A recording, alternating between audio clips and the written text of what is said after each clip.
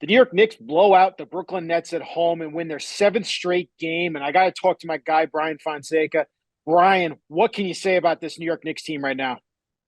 I mean, what an effort tonight. I mean, the Nets are sliding here a little bit, but the important thing is the Knicks are actually making up ground here as it relates to the Eastern Conference standings and the playoffs.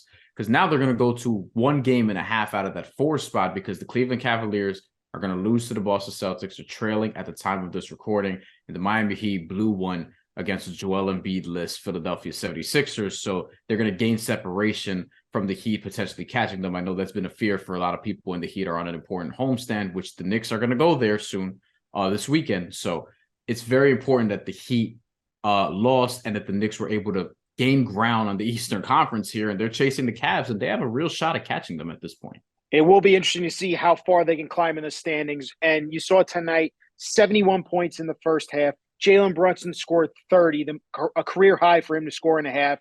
When you look at Jalen Brunson in his first season here in New York, what can you say about him as a player and the impact he's had on this team already? I couldn't believe he wasn't an all-star. And I still can't believe it. Like, that's one of the failures of the season to be NBA wide, right? But Jalen Brunson's been awesome. He was also 13 of 15 at one point in this game. Like, he's been tremendous. He's been the best Knicks free agent acquisition since maybe Amari Stoudemire. Like, I think we can reasonably go back that far, right? And he was an MVP candidate for that half season, and then, obviously got injured there after that. So you're hoping, if you're a Knicks fan, that Jalen Brunson has a better fate. And I think he will, because he's been awesome. 14 of 17 now as of this recording, because the game's actually still going on. But Jalen Brunson's been awesome and been a leader and been clutch, been guiding the team like a true point guard, setting guys up, killing you both inside and out, mid-range, getting to his spot, getting to that shot at the elbow, just, to his pull-up jumper when teams are playing drop coverage against him. He's just been excellent all around. Can't say enough about him. And you feel comfortable with him and Julius Randle, like, in a playoff series leading the way. I'm not saying they're going to win in the first round, because it's going to be tough, regardless if it's the Cavs, if it winds up being the Sixers, if it winds up being somebody else, Miami we mentioned, or, another team. But you feel comfortable with Jalen Brunson leading the way, and that's really what matters. It is what matters. His impact has been incredible for this team. And like you said, his leadership, but his on-court play has been absolutely astounding to watch. And I think a lot of Knicks fans are biting their tongues when he first signed with the team, saying, oh my God, how much money did they give Jalen Brunson? He's Right. been remarkable for the team. And the other player I want to talk about is Josh Hart. Obviously, they acquired him before the trade deadline. What can you honestly say about this guy, the impact he's had? He plays defense, he plays offense, he's shooting the three well. What can you say about Josh Hart and what he's done for this team already?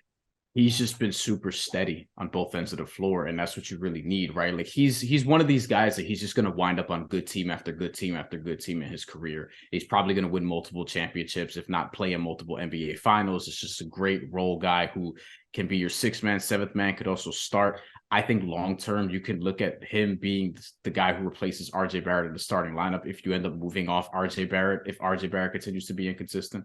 And RJ Barrett, tonight, not really a great game again. But Josh Hart's just been super steady, and he wasn't so impactful on the stat sheet tonight, but you feel his impact because of the little things he does. And he rotates on defense, and he cares about, like, setting other guys up because he's gotten better as a playmaker. He chases down rebounds and is one of the best rebounding guards in the league, and he can hit a three every now and then and hit him at a decent clip. So I think he's somebody you extend in the offseason and you try to play him out. He's been a lot of fun to watch. On the other side of the court, you got the Brooklyn Nets. They drop another one, and now Yeah. 1-6 since trading Kevin Durant. Are you concerned about the Brooklyn Nets? Obviously, they're still in that playoff standings right now with the East, but they're starting to slide here. Are you concerned?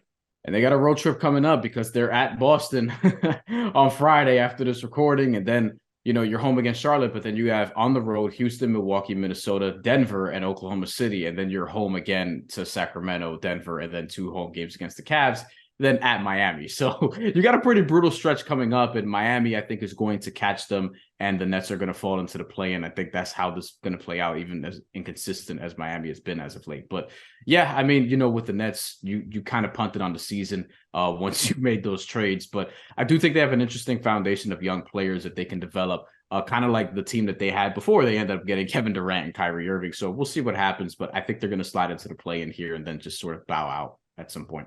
Well, it's going to be fun down the stretch to watch both of these teams as they chase some playoff seeding. And Brian, appreciate you as always, man, for joining us. Absolutely. Anytime.